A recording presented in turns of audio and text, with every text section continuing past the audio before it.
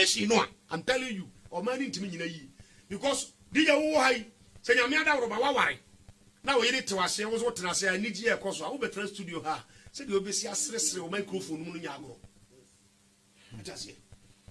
happy home happy outside fighting home fighting outside nipa no wonam no ne yiri wo problem na ne kuro problem kra na ma won kan hwe o so na ne buafu one time na me di oba bi achi me ko ba bi no so ko ba bi me di na chi ye kwa pe oba no toto ne nsa na say o kasa kasa no na me nte west ni yi but you see say o kasa na so toto ne nsa te say de wabodam no ikomu na ya AwareGyae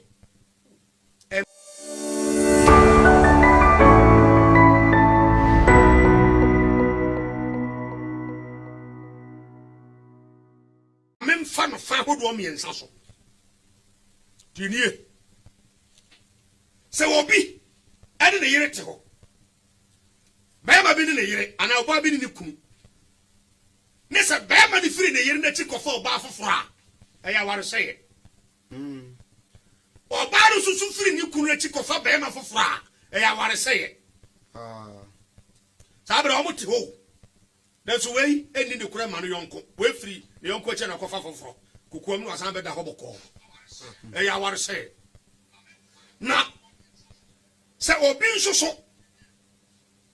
ene ne yire ana oni ne kunu wo mu gya ya ware kura no ase we kon ba bi eno so ya AwareGyae pesa bi kira AwareGyae na se go ba bo si nyamanfo ne AwareGyae fo de nyankopon bebu ona tan ti bi ana won tia dwaman yase bi so ana won tia AwareGyae ase ti na pesa be shase yi bia mutum kira ti AwareGyae ba ko ne se oba do okuru nte ho sa awarefo na so obi a wompana we wo mpana foforo we so mpana foforo ada se bia na oba no nkofa mpana na be ma na de wo mpana foforo wo de yire nachi ana se bia na oba no nkofa mpana foforo onkofa woni be ma nete na so asa nkofa be ma foforo e woni kunu no ne te nachi AwareGyae ne bi no nim se de me ka kono wotu ase ana wa wo ta aware so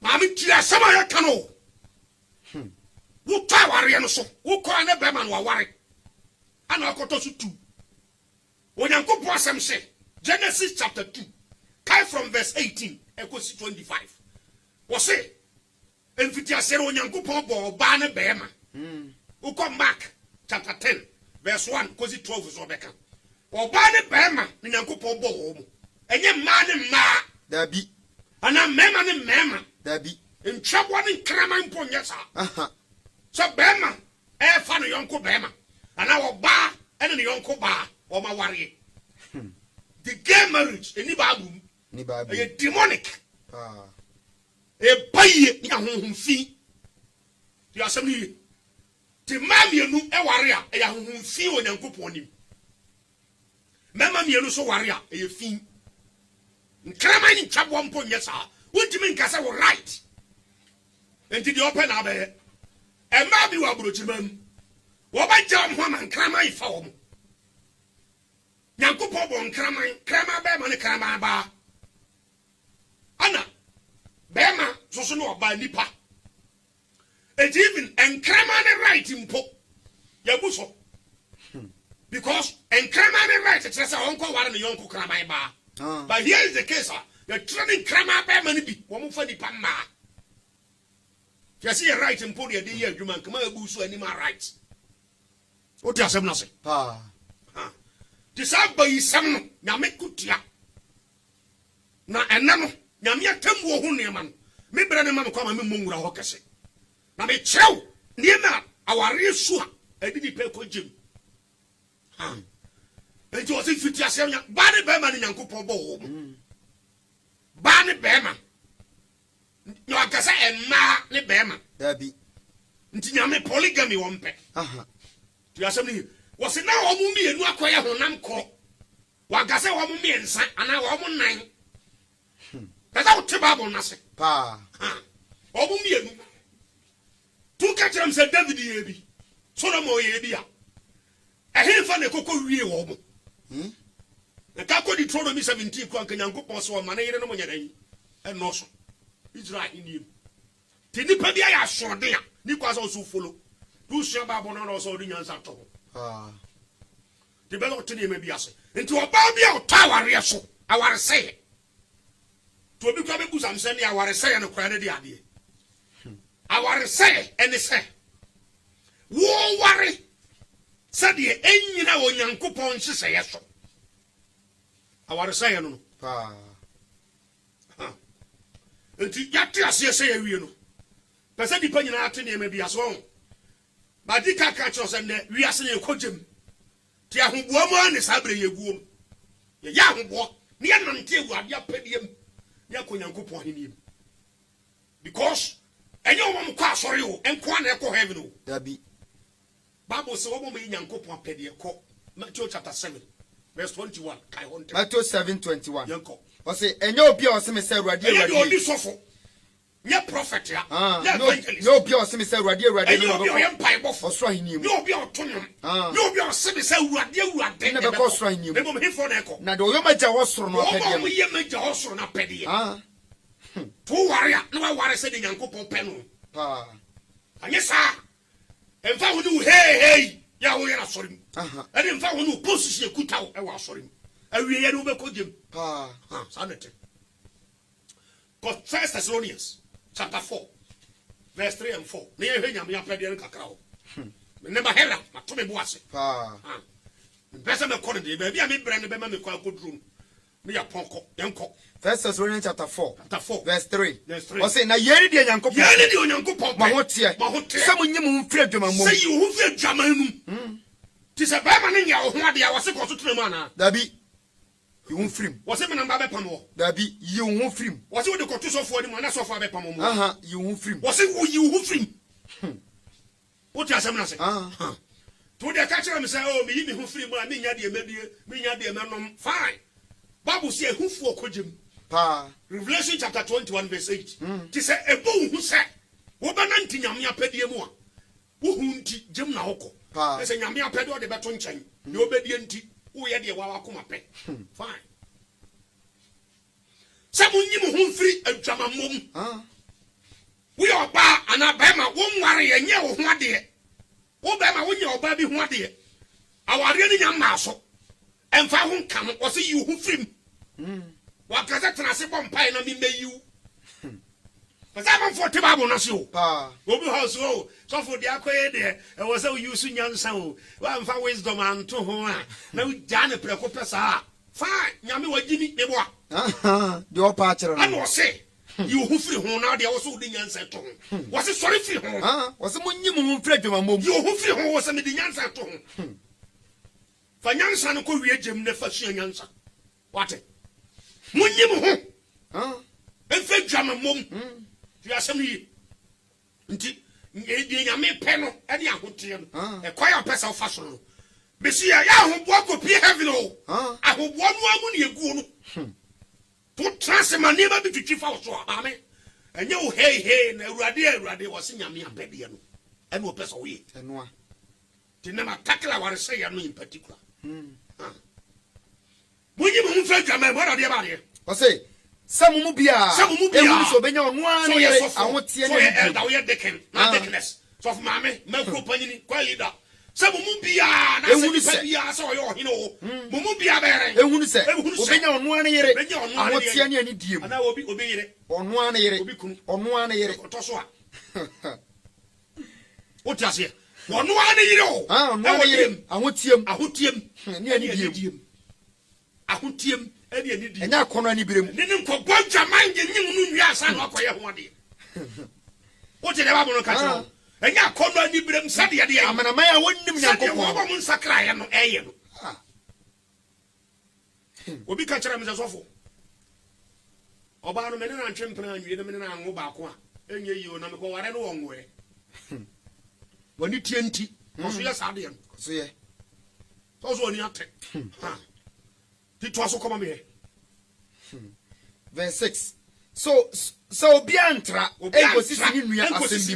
if he says, and what any year in our retofo, said I catch some canna, I team what answer. Now go verse 7. Also Nyankopon frɛ yɛ ankɔ efim akotie mo frɛ kɔ. Sanity. Nyame apɛde o, na di nipa kɔ. To ware akwaya fa so ware ye no. Na wa ware o nyame apɛdeam. Pɛdeam. Anya sa. Wontimi mfa wa apɛdeam kɔ hye hɔ. Na nsan kɔ ye hey. Na nipa o se me se hey. Ti na dam. Amanfo bi beka se Awurade me na me bɔ asɔre ntwene wo se kwa kwasi asɛm so.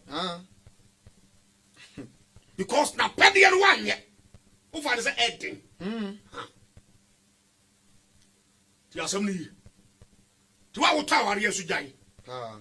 Wo yiri ya mienu miensa gyan ye sa ne nyame hyehyɛ no. Kwasɛm. Ware panyini no. Na wo maka no mo nkɔ. Wo ko Genesis 25 for. Abraham ware baba ko ka Sarah ko Ketura. Na wo gyan no edi etirade sum no. E ma no kwa pue fam. Ade no amfa na nka Sarah. Esa wo tani ma bi ase o. Because Abraham said nyame wan se ne saa. To ye ne saa ya ware say. Aware say fo kodwem. Ti na ma me kire aware say mu no. Fine. Afa yenko ha. Wo ma mutte ho. Obete wo sa aware fo. Asa o mu ntamate.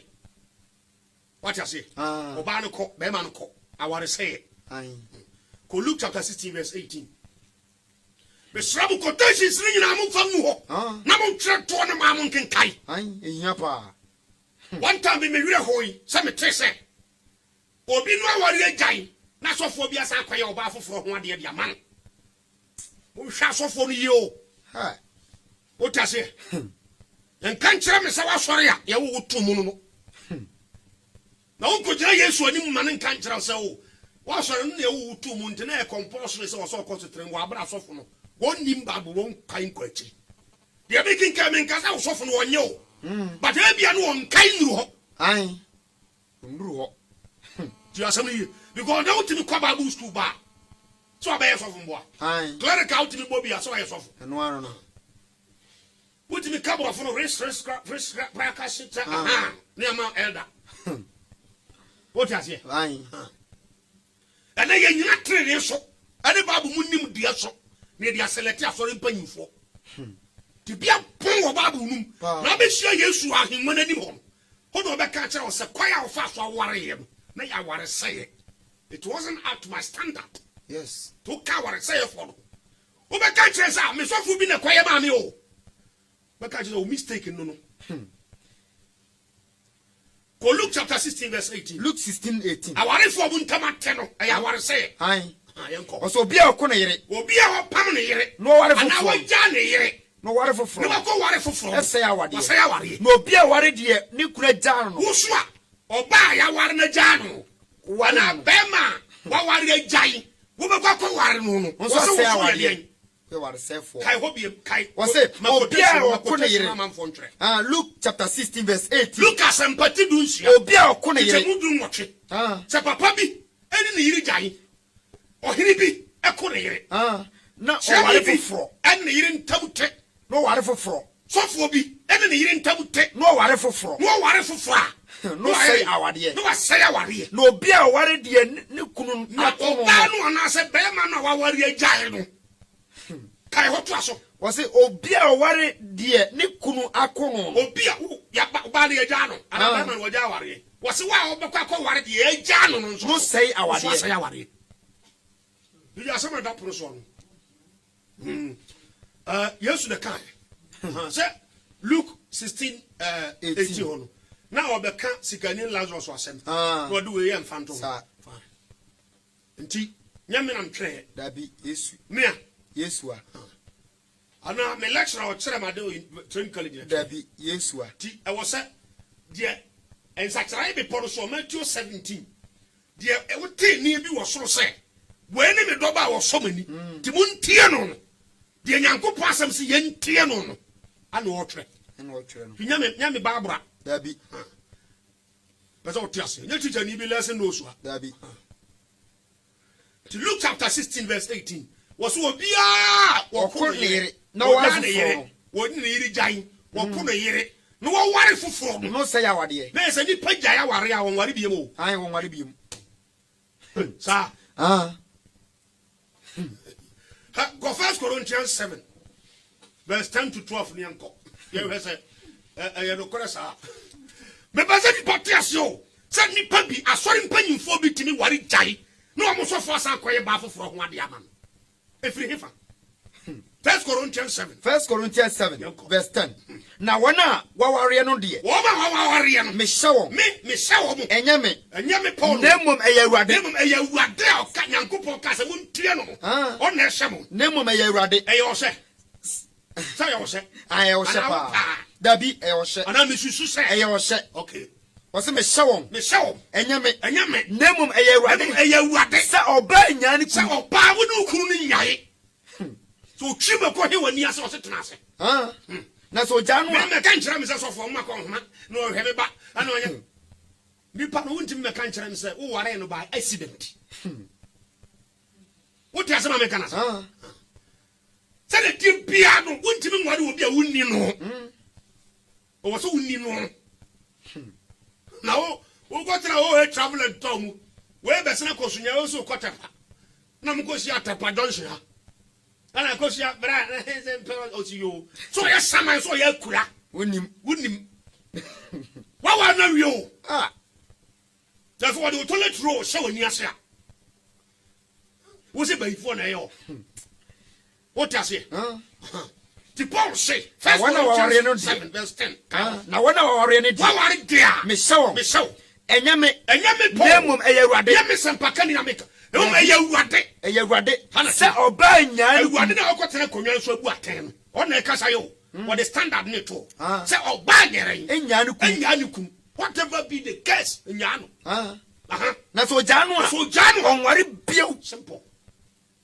biye what asema ya kana sanity that is the Bible dina me say Bible no obi ampa bi ntuo na asɛm wo ganya me no ɔsɛmeka ka ya asɔfo nkyerɛkyerɛ asɔre dɛm but ye hunu say asɔfo no bebra failing nipa they do say di pia bonten na ye be kai from the Bible no me say wo mo say wona ɔware no ɔba nya ne kunu na so gya no a ɔnware bio anya saa so person ware dia wonsa ne kunu nkobom na okunu nso enya ne yere be na wo so nya yere sa some da pono so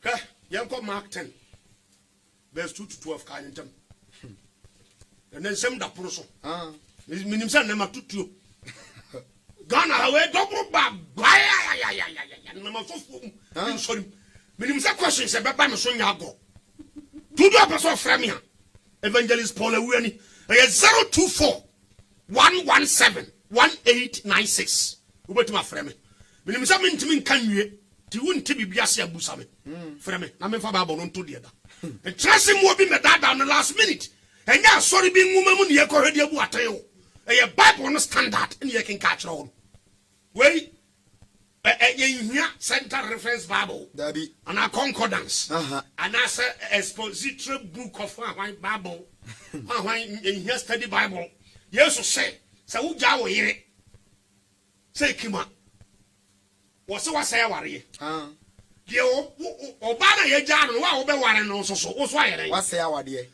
ana wo be ma no so ko ware foforo wo so ayere wo so say awade ti se foforo no wo se wo be sa wo be ware bie mu dia wa ware me nkan panatwe o awade atena se ye ho ade e na me kan ye panatwe tinam di ka de panatwe di ka san ye se wo se wo no yire na jai na so be ware foforo dia wo se sai na wo no yire ne nkonko yere nkobom sa so no de ma die aware se ye koso Ghana ha oh me ya ware na no ne so be free na ko mpake me ne ma ko ma me wo papa un entidi ade shisere ma wo ntimi atrase enko ware tina Paul say so wo pa ye se me na wo nya ko ware a Romans 7 na me nche wade Romans chapter 7 insan wa ba Mark 2 Mark 10 so Romans 7 kai from verse 2 so opposite 3 Romans 7 verse 2 wose no ba wo hye okunu ase de wose oba wo hye hefa okunu ase wo hye hefa okunu ase tu kunu so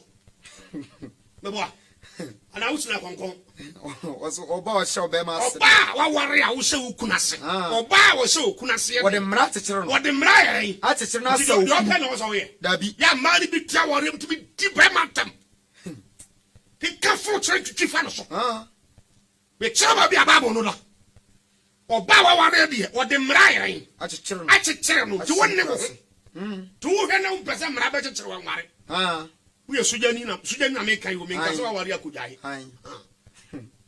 Yesu do be Yesu kasa sa Peter say eh Yesu dey say pa na ware tie dia and they said there was obi a trance and Yesu say that be enye di pa nyina Nyankopon dey sa adom no ma wo mo ebi betima trance won ware da ha ebi so enni sa adom no tina Paul say be yi it was a suggestion say be ya ko bi an trance say me 1 Corinthians 7 ho ka ho nyina but enye yi sa ha me 17 trance sa ho say me ware ha na me wo ma saneti na me mabeto adwuma na me ye no so saneti ti Yesu si Peter anye nipa nyina na sa adom no ho so ti me pesa be kire manfo se enye de open ye na warem ai se da ho to so oba wo se okuna se de wo de emra tete na sa okun no asa okun ti bibi tete sa okun ya ka so obi se obi ajase wudi okun na chi ko o say bra wati ase no okun nti ase de ya no de mra chechero na so okun nu a na so wudi a wasane no afi okun emra no ho afi aware no a wo ware ne mra no ho no okun no da so te ase no ase no te ase no sa wade ne ho kobo sa wode ho oberema bi ho a ema foforo bi ho obefre no waresefo obefre wo sei waresefo ana eso bi kunu te ase na sa wokofa be ema foforo a yeso wo afu ana opega de ho babro mpreso ompene so hadi ompene so wo se ukunu da so te ase no so ote mankran so ote tue bodom twe ba wiate ya kusukuru wo so te ase no de so de no kobo oberema bi ho a ekobo oberema bi obefre no owaresefo obefre wo sei owaresefo be ma menchara de bi o ha ya de bebre no ta ka se o me yire ne kobo adwaman na Yesu se nya adwaman mo nti na obi ja na yire ya tie oba wa ware ana be ma wa ware no ne aye ho ade na ne tie sa warefo na ma wo ma asa mo tie sa warefo wo mo adwaman yo pela o tie adwaman mo ne aware se yase se be ma ye ware ni ana oba ye ware ni a wa ware ya tese wo ne be ma ne tie awo koso ya ye ho ade wa ware se oba ne kofa be ma fofora e ya ware se ye onya adwaman mo edi no se okunu nda so triase no se wode ne ho kobo berema foforo bi ho a that is aware kwan so a wo be frɛ no waresefo wo ka se dwamanfo da bi o waresefo ti di Yesu ka se nya dwamanmo nti na obi ja na yere a enkyeremu wom na me bere no na ema me kwan wo ti ase nti wo yiri kobo dwaman na so pen so na wo be tra sa awarefo a eya wo yiri no so bambɔ ne abayisam ana amana kwan sa suban fi no so pen so na wo be tra wa Bible si nya no ko 1 Corinthians 7 verse 12 down obetro nti nya dwamammo nti ana obi ja na yere no ya Yesu kan no se nabre wo man ka bi bie mu kyramanfo tu yase yo so nim se wa ja wo yere ana wa ja wo kuna ko fa be ma fofora hey go back won san ko bom so pe heavy akodia e do tini me bi ase so anya ni kunu be ma so nya na yere e so ja na wonware bi so betima trance sa na wonware bi mu dia no problem u ko malaki tua awade nda mu adanse di nya ka wa wo dabi Nyankopon ne di mu adanse Abraham wo suma na kwa ako ware yira bre Isaac no wa gana ka wa na nkodi mu adanse o dabi wo se wade bofo na ni akọ na nim mu trase na se uko Genesis 24 kai ho nyina obetro tina be come the quotation na swa no be come the swa no nti wasi enya aware de se unchai anyeren enware bio aware say no wo ware bi mo ware ya say yen come Mark chapter 10 verse 2 to 12 yen ntam Mark chapter 10 verse 2 to 12 yes na Pharisee for no ba bebisa no say Pharisee for no bebusa no say obarima ho kwan so oja na yira na na o de so na hwe o de so na hwe tieni ye verse 3 no obuase won say e dey na Moses share mo mra ben na o ka say Moses ma kwan say won tre awaregye enwoma say won pe no ha o hwe na ba ya onimu nkwan ye wa ware no ne sia pro na ne moto mbon a tre awaregye enwoma ma no na wonya no ya jani o ya jami no de no sa ne Moses kan ne ye hwe botaye ma Moses kan sa na Yesu buase won say Yesu buase won say akoma dinti na musuba nye dada mo mo pe mo yiri no mo ja mo dada Achina na sofo na me yire kwa otutire ne se na Moses na ese kwa me nyere Moses so onya abotre ma no na bua no mane hunu se do bi se tutire ne se o ade anche na foforo so asamba na Moses me yire kwa ne moto mbon na ne kwa so be ndin na Moses so onya abotre o de ne moto mbon ape kwa bi fa so na onya kama o na no nsi na foforo Moses se ha fe wo mpe na tre mo mama no be jan ma no kwa mu mi ko to na eye ne pe David Jesus se makoma ten na mo pe makohwi abodada makoma din o se nipa bia se wo pa oboni edia nyame boa ma adi o se kabre wo mo anka me kire wade uko Romans chapter 1 verse 18 down Bible say enam se wo mo so ten no ma tu boni nti wo nyankopon so ja wo ma akohwie aba fe be ma ne yonko be me da ne nyame hwe wo o ta se oba na oba da ne nyame hwe wo let's almost say no ano.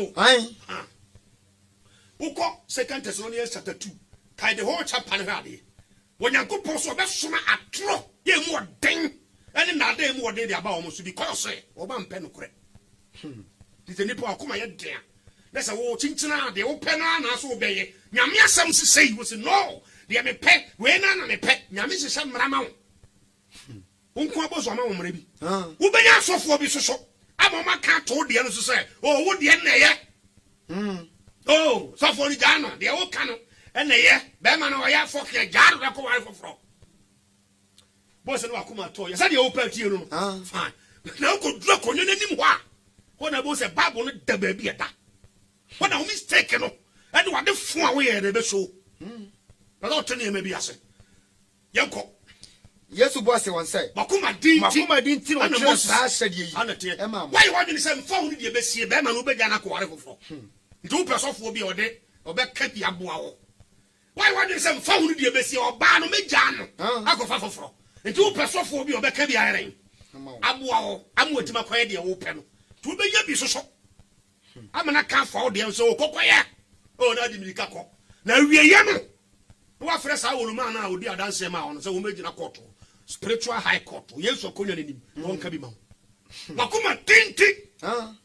yanko verse 6 o say na efri adebom fiti ase no oberema no oba na nyankopon yesu Kristo take you back to the origin of marriage but nsamo nsi say aware da wo da bi aware bi enya kasa aware a enyame na aye sanete efri adebom fiti ase no oberema ne oba kraman oberema no oba kraman bema ene kraman ba ne nyame bo oberema ene oba bema ya oye nipa ene kraman ba ne nyame bo oberema ne oba ya mo ye nipa ane nyankopon bo na nyankopon bo yenko ye nti na nti nyankopon be onipa ebeja na ja ti nipa ho asem no kan ye ntwaboa nipa beja na ja oberema beja na ja ne na ho na wode ne ho akobbo ne yere ho akobbo o se Bible say cleave e ye brofo kasa cleave which is about 10 bema beja ne na enne ja ho na wode ne ho akọ fam ne yere ho what does na won ba nu akoya honam kro enso obi te Ghana na ne yiri te aburochire honam kro no wo hwete ayi kentampo na uti so te twe be wiate yes ye ware masa asam ho ntronum so wa bochimam na se wo yira na ukuru ni ho a peminsi be faruko why honam ko one body etinte ba bi na to so nti kro fufuro so what you say na why honam ko enti aware a we tia pese me ka kire mo say mo nya hihye papa bi mfa ho na nye kwasem mo trase ba fa ko enti na why honam ko afeto so wo say enti di onyankopon di abom no ma lawyer bi ntitim emma nipa bi ntitim fa kokko to me ntim mo bi ntitim what you say ma kana say ana busu panyiri bi metra se magu aware no enti sa aware bi nya koso say kim let no man what do you mean fa kokko to say na kwa 7 divorce letter what do you mean what you say na say na nyame adoma ko siada se ruade bo na etinkwam a Your radio station be nearby hit Psalm 119 verse 126. And to form a punyanko person will be who what if I write yet open? Oh, because the divorce letter come on. So what does it Timothy? Accommodating Marana or Sesamo Munumua. That you could not call anymore. No conframe Moses or maybe what? What does a American? What God has put together, let no Abusia Panini or no court or no magistrate or no man or no pastor. We a man now, you Chabwa. Don't put a sender. Tidonyanko dia bom. Ma oni panyara entitim. Was that some I say no aware na the kokko to am yakogu no na megu no me ja aware me ja na kwe. Na court bi nkotwam. What ase? Pa. Na nyankopɔ asɛm etim so. Wo se ɔsoro ne asase heren. Ebetwam na me nsɛm de anya den twam da. Etu de kokko san nyame asɛm ho kɔɛ de wopɛ. Te sɛ de wo fɔ so apie nyame asɛm sɛ entwam no. Ubedika twam. Nyame asɛm to. Bedika akɔ. What asɛm na se? Pa. So hwɛ asase wo se ɔsoro ne asase bi twam. Hwɛ asase kakraka wi. Wo se obepia akɔ. Na so kakraka wi. Wo se obepia akɔ. Na so asɛm no ntimi nya dan. You see the power of the word of God. Now go someone na asɛm na te soro. Na na go pia no firi soro. Na me asɛm ka asɛm kyerɛ sɛ me de me pɛ. Fa kokogu aware no. Ti de onyankopɔn de abom no. Na me ka sɛ aware bi anu hɔ yɛ bronsam ware. Ti sɛ mpena twe. Ti sɛ frɛ na aware de a. If starting from Genesis 2:18. Nyame sɛ me ne sɛ so boafo. Ba ne bɛma. Ni nyame de mabom. So we bema and as all ba na we ukunu ne kraman dia enya nyame ne hyehyɛ dabi ko nyame wan fa ware ama bema ne kraman ana oba ne kraman dabi enya nipa ne mmoa asɛde ya obarima ne oba obarima ne oba ti so we bema na ba ko so ye oba ana ma ware dia na ye hono ya wade ya enyame amen ya bro nsam de ni bia dabi ti nyankopɔ what God has put together de onyankopɔ de abom abusafo atrasa ye ho ade come on. Was it let no man more nipa bintitim. What they kotim? Yeah, nipa de nipa di agro. Bebre na titim ati te aware num. Ai, ana be ma no, ana me ja ko fa foforo. Tim na ko hwade. On say na hwade Ghana street children. Kola come out. Well, wasn't go take classroom. No na nkwanche to politin bags. Rewosem. AwareGyae3. Me yeso be bi school. Schools are good. And Kola who do about school and no pay to atete. Obama bon, Obama in Peruanian, Edomota contract Yaria who do any abortion be brebeno. Do to one AwareGyae. Did you there? But time be not Yamiadum Almighty coronavirus every year. What dear, your research we are making about it. I don't tell you maybe I say. With a board of schools who yes are researching.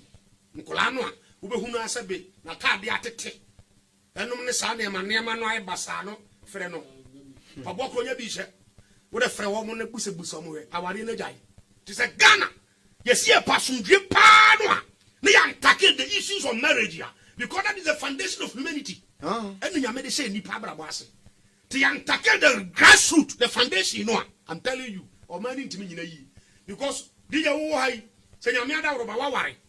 Now we need to say was what I say. I need you a course. I will be studio ha. Said you be see a stress microphone. Munyago. I just say happy home, happy outside. Fighting home, fighting outside. Nipano. One no one any problem. And I only crew problem. Crowd. One kind of you. It's not a wolf. One time let me do a baby. Me co baby don't so co baby. Me didn't. Yeah, kwa pe. Or battle to turn inside. I said, oh, kasa. Kasa na mente west ni yi. But you see, say, oh, kasa. That's what to turn inside the abodam. Ikomu na AwareGyae. A monumental problem. What you say? The problem kasiya cause for menu. The greater part of your marriage. And yet, said they are calling your papa. To say careful. Tinkolano, maybe say, be than we know for Kolabasa because of AwareGyae3. Yan trust me had it in many abreno. That the double cojem, you didn't tell me never. Let's 10. No, if you know, the self for the Bisa, We come Mark chapter 10, verse 2 down here. A swear for Antom was no more about you. Verse 11. No, see one say. Obi obejane yere. Obi obejane. No, ware foforo. No, was say our dear. Obano from. We been a mekai. There be. Say, Bama ware ba. No jai obano. Was say Obana warrior was warrior. Was Sam was Obano from. Now, so Obano so Johnny. Obano so Johnny could ware for no ware for was say our dear. That's the point. Divorce and remarriage. Any babu. Would a giant Awarebio? Babu is just so. Two be remua. Also, the young Sambatam. To assembly. Yanko. Our say, ya, and also a toswa. And the Abana Beman Tifaco. There's our say a coso. Proverbs chapter 6. Verse 20. Proverbs chapter 6. Verse 26 to 29. Send the part 2 of Mwase. Because I was safe for Kabun Samjim. A serious problem. What a yani party near Media Brona. A yabun some Media and a Media Jakoi. Abun some Jakwanson was him. Yanko. Proverbs chapter 6. Verse 26. Verse 26. Or say, now or the Belgium font. Or the Belgium fontina. Or Berma di Panusini. Panusini or baby at the 2 years in tears. But the Berman best spend the Sika in our Bano. Panus in Makotono did not. Kushini be maybe no. We need to cope up more. A Proverbs chapter 7.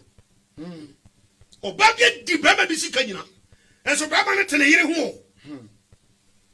What is saying? To also come away. I say, no obi chain and qua, ne boy yet deno.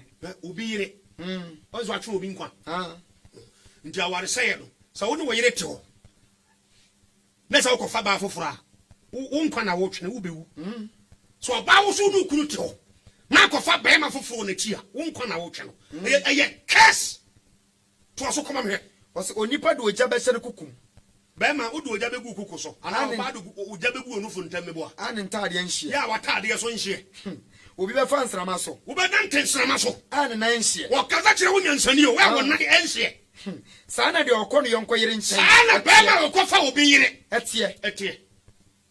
Enti ubetima for obi yere fa hodi. Ana betimi di ejagu obo ha. Now that you are so jagu.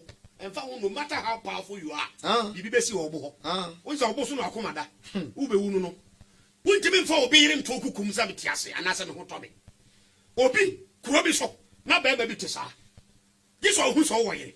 Obe chesu abana be fa no. I'm telling you. Ni bema nyina proy ewura ne yam no da so tiase. Emu afiri ni bema mu oho na apro no.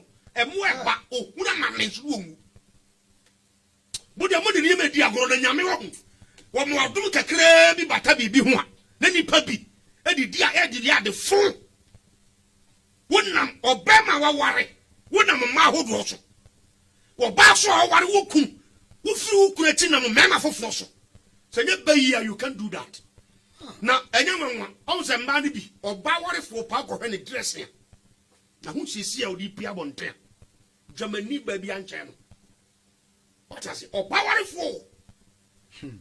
Then you put if I don't know. I buy you complete. How fair one to man.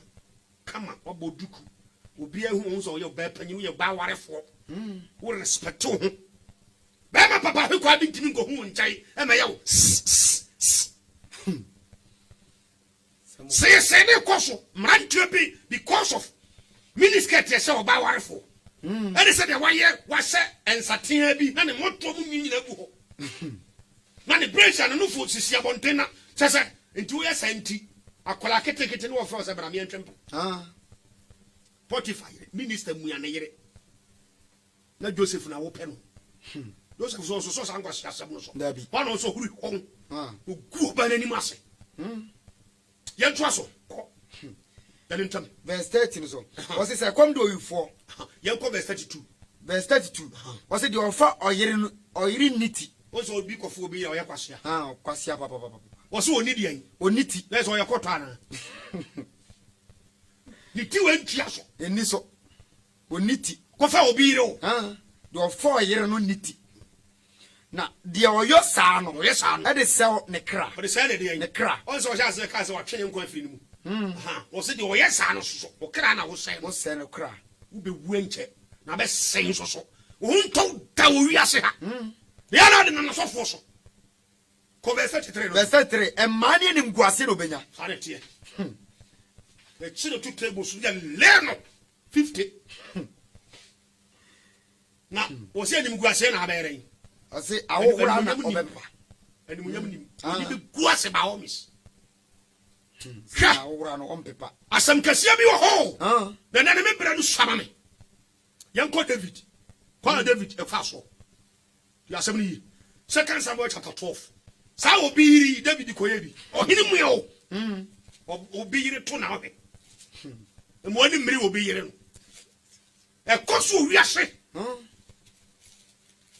bibe wa de yire kama na sofo bi mpa kofa no o de na e koso asofo bi bia de be pie wa wonye correct bia no coronavirus no bi ayi woto na bonten o de sa sebu e sa mo we ba wi aso se asofo mebire to tete na menya tam wo ho we sha de bia nsa ya sam ni 2 Samuel chapter 12 verse 9 enko 2 Samuel chapter 12 verse 9 was the identity wo bu awurade asem David ohini mu aye mani boni said oye minister kunni pa wo yire o identity wo bu awurade asem anim tia aye mani boni na wa ye Onyankopon nim pone wo de nkranta kumiti ni uria wo ko fo obi ira sa kuni kuna ka ho no afa na yire aye wo fa na yire sa ka de ya no no de wo de amonfo nkrante wo de amonfo nkranta o ne kunu na fei nkranta mfiri ufie ra wo ufie no me da ho nkranta mfiri ufie ko si da papa wo obi ira o nkranta da fie ho na ono asefo ho nto mo da nyadua ne ye bo dabi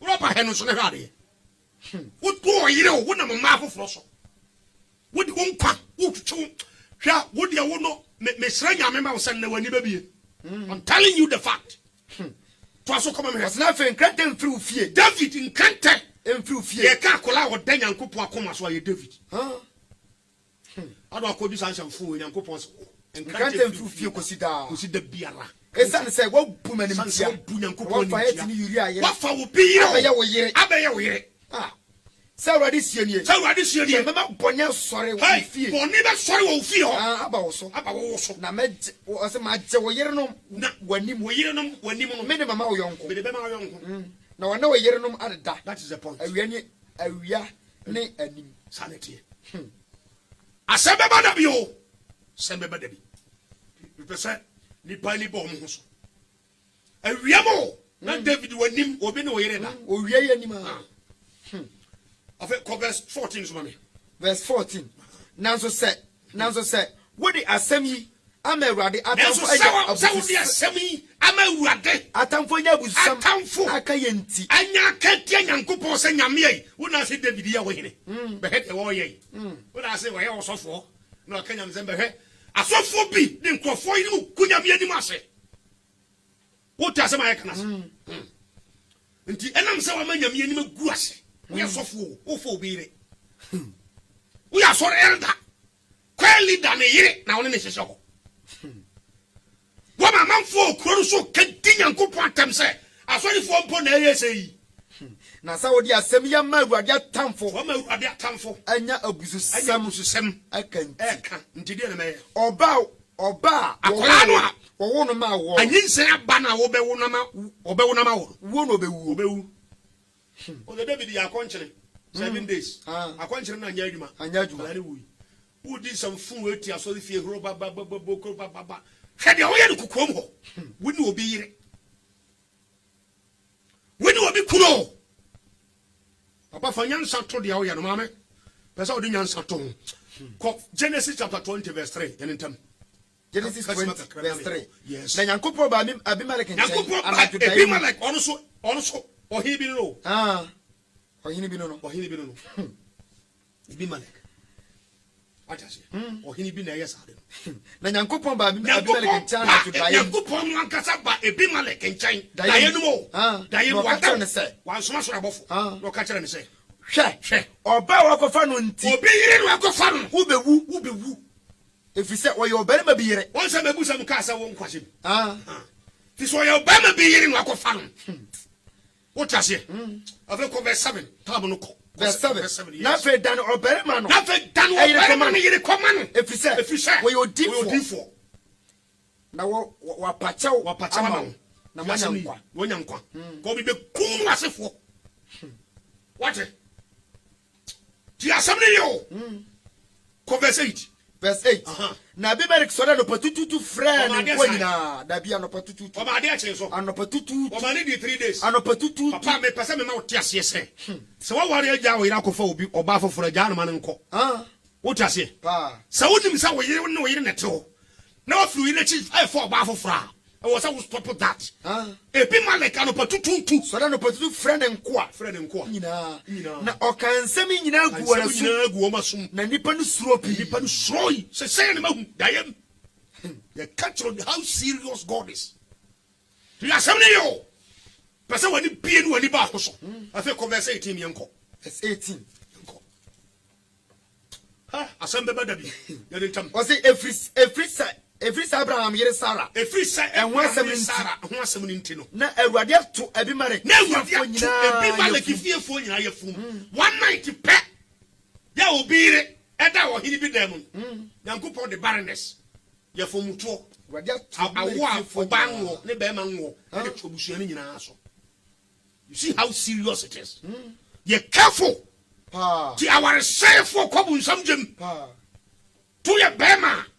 Bible said do yere en fa tai se odo anam da bi ntia wo yere. You asem ni ana yo ba so bra ho ase en fa dwene ahantan enware. Na me se mi nyamra fofora me kire wo bi asede e wa ware enum. Kwasem. Ma me no mompai.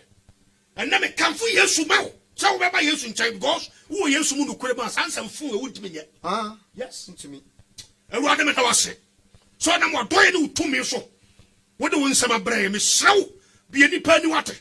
Kasa kire nipa. Na ware say tumtwa e wo kra na bra bo so. Empana twe tumtwa because what some say. Ye nwa ware empa ho fi.